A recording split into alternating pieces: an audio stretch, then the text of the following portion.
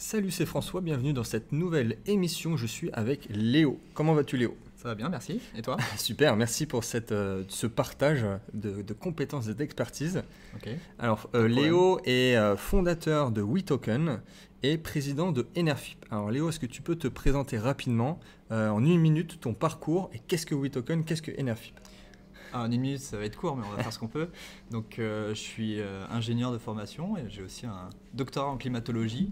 Et j'ai fondé Enerfip avec des compas pour favoriser l'essor des ENR en France, notamment favorisant l'acceptabilité locale, en proposant aux gens de participer en direct dans les projets, donc financièrement, en investissant dans les projets sous forme de prêts, avec un taux d'intérêt de 5 à 7% par an et sur des maturités de 3, 4, 5 ans. Ou alors directement en action, où les gens deviennent actionnaires d'un parc éolien, d'une centrale photovoltaïque, etc. Ouais, c'est vrai. Ensuite, que ça fait un moment que je parle d'Enerfip, donc ça fait un moment que j'ai conseillé à mes abonnés de suivre et d'essayer de placer un petit peu sur Enerfip. En fait, c'est un placement intéressant parce que c'est pas avec ça qu'on va devenir riche. Clairement. C'est un investissement à la papa et en même temps un investissement coup de cœur. C'est-à-dire qu'on ne prend pas beaucoup de risques, on va gagner pas mal d'argent, mais beaucoup moins qu'ailleurs. Et aussi beaucoup plus que sur du livret A par exemple. On est sur une rentabilité à 5 à 7%, on est quand même beaucoup mieux que sur une assurance vie classique. On ne sait pas trop dans quoi on investit, etc.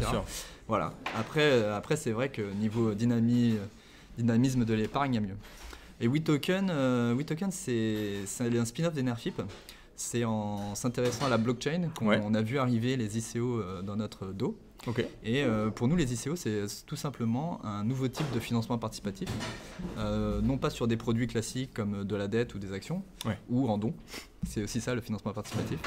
Non, les ICO, c'est vraiment du financement participatif d'une nouvelle classe d'actifs extrêmement spéculatifs, avec beaucoup de dérives, et aussi qui risque de disrupter des petits business à la papa comme Enerfip. Et donc du coup, on a pris le taureau par les cornes et on s'est dit qu'il fallait participer à l'assainissement de ce secteur pour donner aux gens à la fois l'opportunité en pratique d'investir en leur donnant un outil facile d'accès. Notre motto, c'est Token for your grandma, des tokens pour ta grand-mère. Donc ça annonce la couleur, c'est bien. Un outil qui soit très simple d'utilisation, très orienté vers l'utilisateur final, et en même temps qui soit sécurisant pour tout le monde.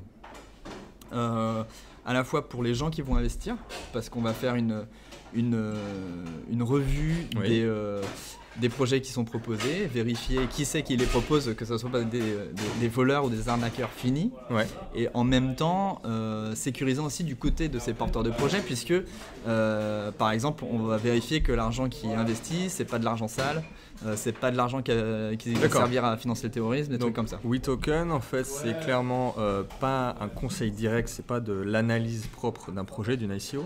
C'est une vérification de la conformité, c'est ça à peu près, si je dis pas de bêtises, du projet en tant que tel.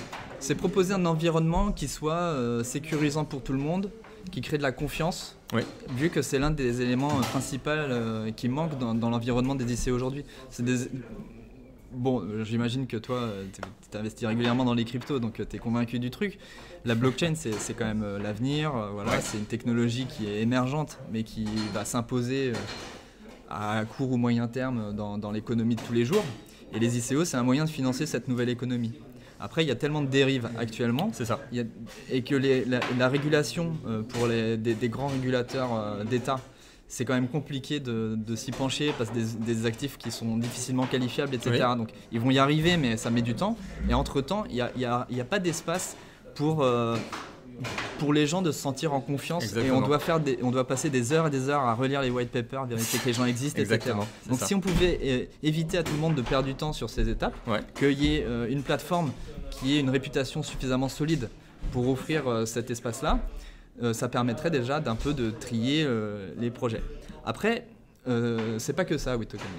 Là, je parle désolé pour la minute, on est déjà à 5, mais on rentre dans le vif du sujet. En fait, là, je te parle juste de la fin du projet.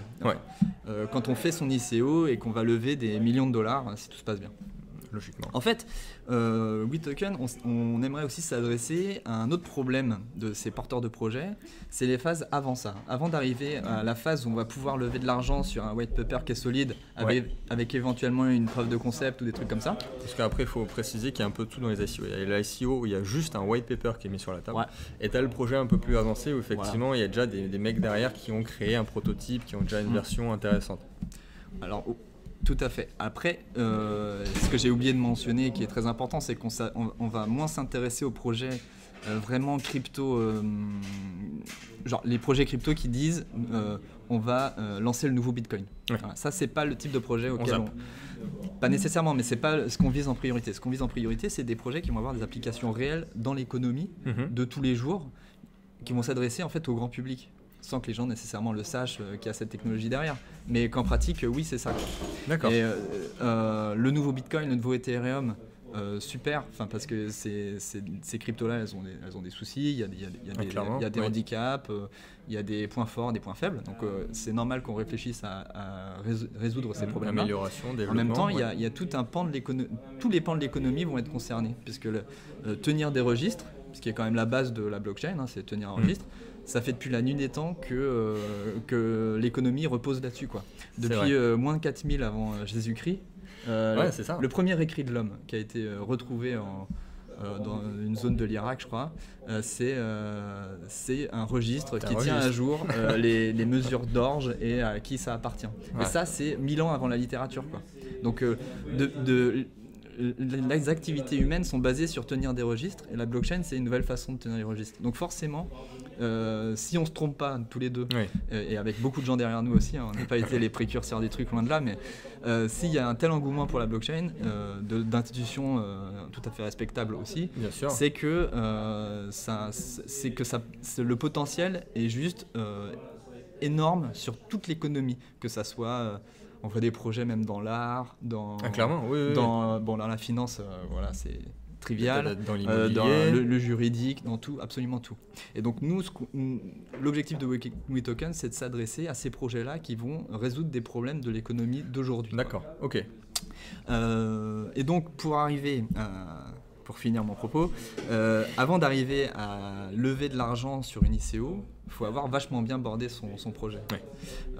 Alors on peut aussi faire du bluff et avoir balancer un white paper. Il y en a qui ont copié-collé le white paper d'un autre projet. Ça, je pense que ça va pas durer. Parce que justement, si on veut assainir le marché, forcément, ce type de projet-là, ils vont arrêter de cartonner. Les gens vont se rendre compte que c'est des arnaques ou il n'y a rien, etc. Et tant mieux.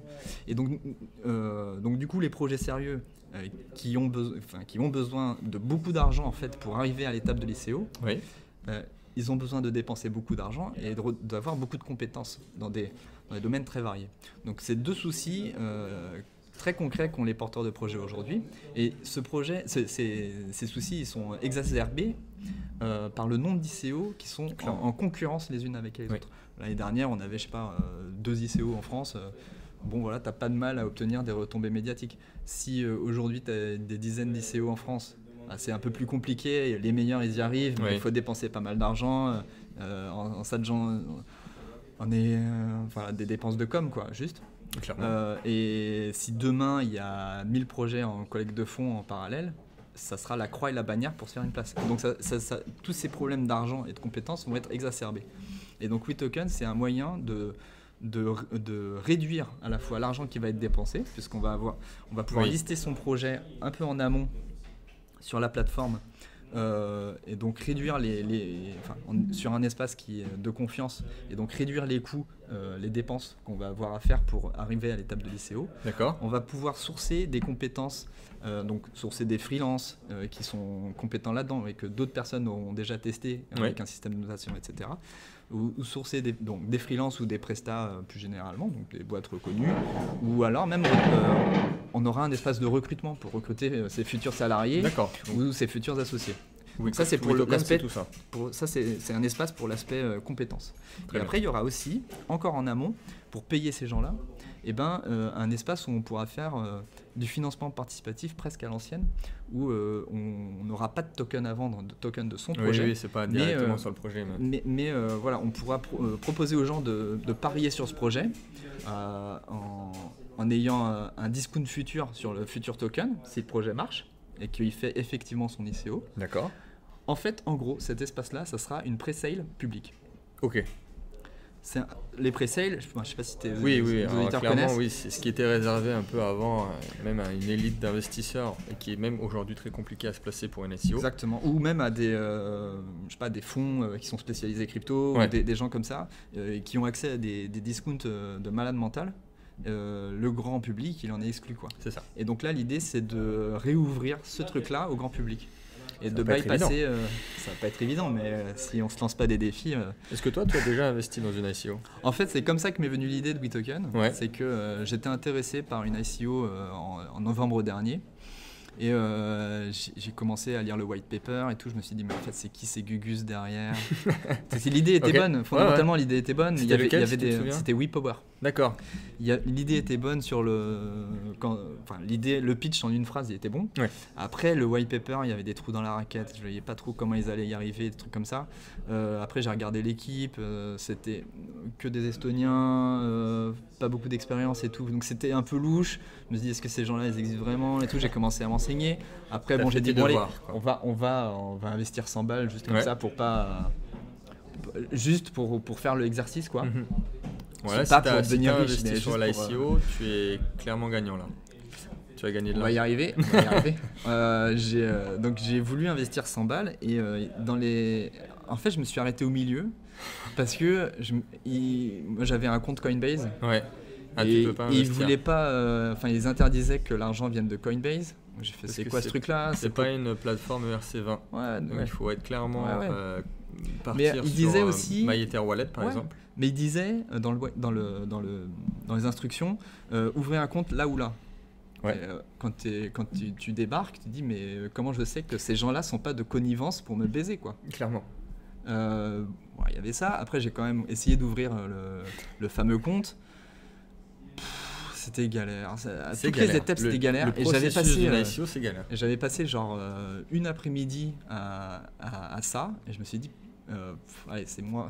Si c'est pour mettre juste 100 balles sur un truc, on sait même pas et tout, allez, laisse tomber, machin. Si j'avais eu un espace, en fait, je me suis dit, si j'avais eu la même chose, mais un peu à la Enerfip, où tu as le projet, tu cliques prêter, tu réponds à 3-4 questions de connaissances clients, machin. Tu mets ton justificatif d'identité, tu payes avec ta carte bleue et c'est fini. En 10 minutes, c'est bouclé. Et ben, c'est sûr, j'aurais mis 100 balles. C'est sûr. Et je serais gagnant aujourd'hui. Tu serais gagnant. mais voilà, moi, c'est comme ça. J'ai investi dessus. J'ai investi dessus. Donc je suis gagnant.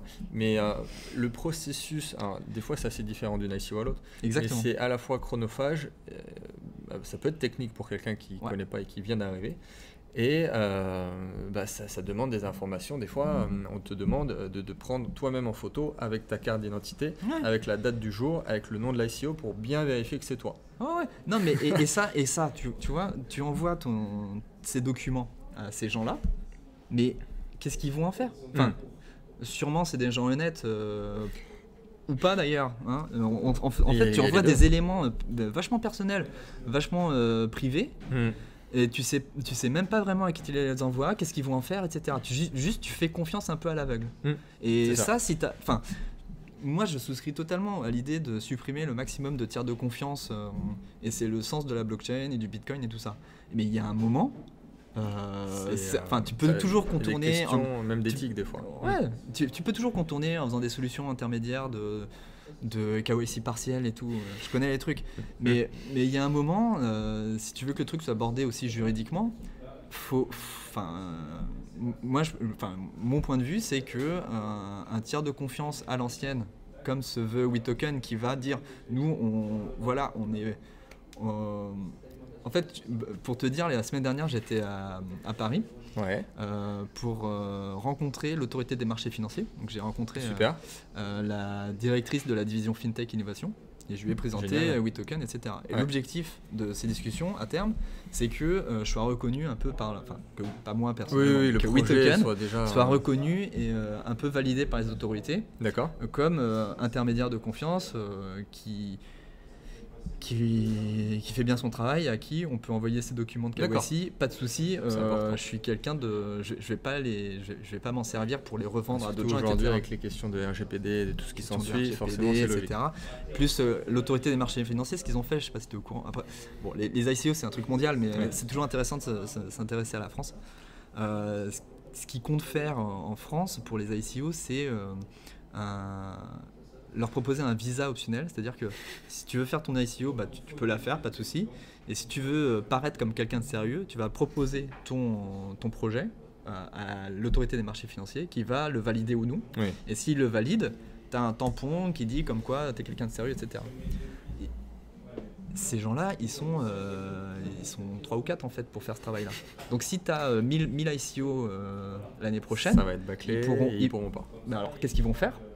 Ils vont mettre la barre tellement haut que personne n'aura le visa, sauf Ouais. 2 ou 3 qui auront les moyens de se payer les avocats, qui auront les moyens Ça de va dépenser complètement des pervertir 2 le ans. système. Voilà. Ouais. Et ça va pervertir. Et ça sera pas nécessairement les meilleurs projets économiques. Mhm.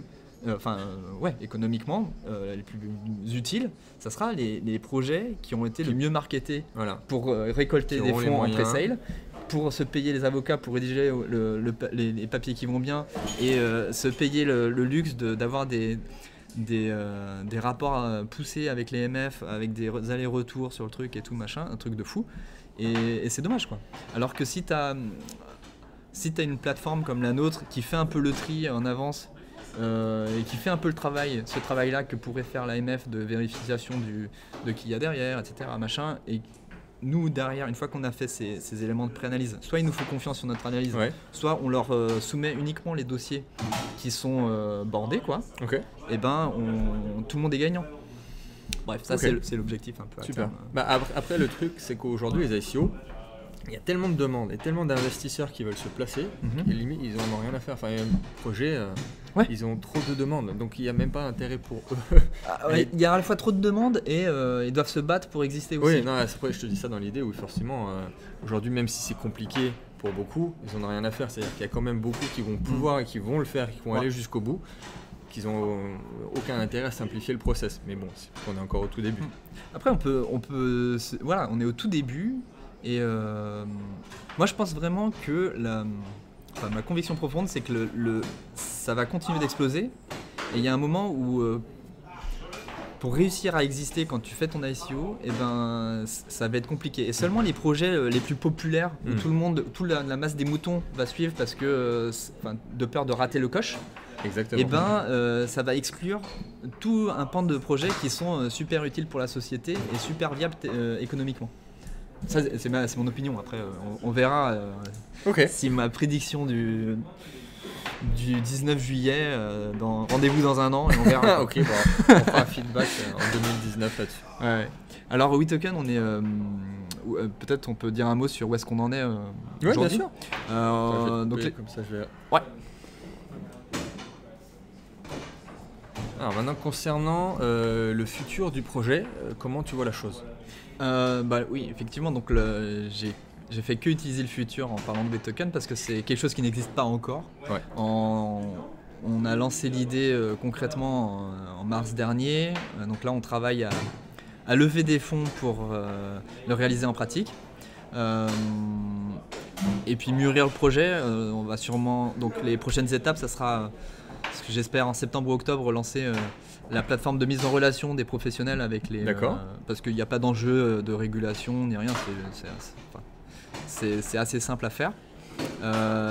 Rajouter la brique de financement pré-ICO avant la fin de l'année 2018 et s'intéresser à tout ce qui est ICO et post-ICO. On va sûrement faire un exchange aussi à terme, plutôt en 2019, 2020, etc. Ouais. Et l'objectif, c'est aussi de faire nous-mêmes notre propre ICO WeToken à la fin de l'année proposer un token qui servira un peu de monnaie sur le site, à la fois pour la marketplace, donc de mise en relation, et évidemment quand on financera les projets en phase très amont des ICO dans l'incubateur, l'argent sera collecté en token, ce qui permet de tracer l'investissement et de tracer le discount auquel les gens pourront avoir sur le token final. C'est très intéressant au niveau du smart contract, et en même temps ça permet d'alimenter la plateforme de mise en relation, puisque c'est les gens qui auront collecté l'argent, l'argent il sera directement sur les sites en fait. Et donc moi je ne prendrai pas de commission sur l'argent levé, je prendrai une commission uniquement si ces porteurs de projets souhaitent dépenser cet argent en dehors du site, c'est-à-dire qu'ils souhaitent convertir leur token en euros. À ce moment-là, je prendrai une commission. Dès qu'ils cash out, je prends une com. Sinon, ils la dépensent sur la marketplace, et là, je prendrai ma petite com sur la marketplace. Donc ça, c'est le modèle économique. Il y a beaucoup de projets comme ça qui laissent le choix. C'est-à-dire que forcément, si tu retires l'argent, c'est à ce moment-là que tu es commissionné. Mais si tu utilises vraiment les tokens, c'est 0% de frais. C'est ça. Exactement. Et forcément, il y a un moment où, dans le cycle de vie du token, forcément, il y a un moment où l'argent sort. Quand, une fois que la presta est finie et qu'il y a eu un paiement, le presta, lui, j'imagine, il va vouloir récupérer des vrais euros, ou d'autres cryptos. Il va convertir en bitcoin. On verra.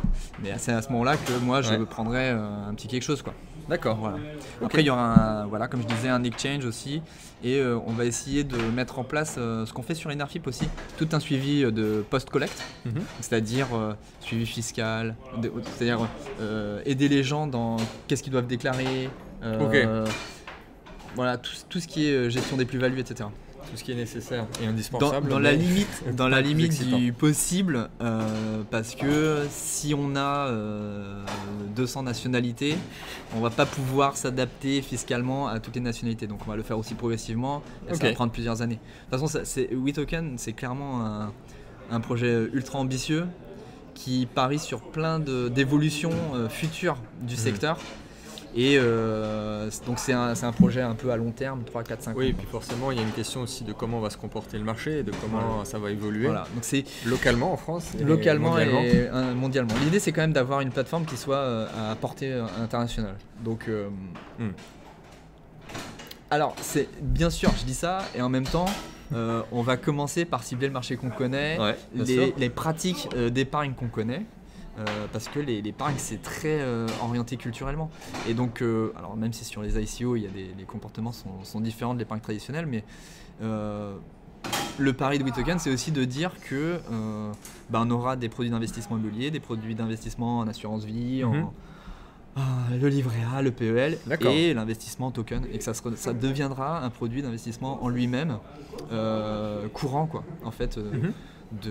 Un peu comme la bourse en fait finalement, ou comme l'investissement dans des startups en equity, comme tu peux le faire quand tu es business angel ou des trucs comme ça.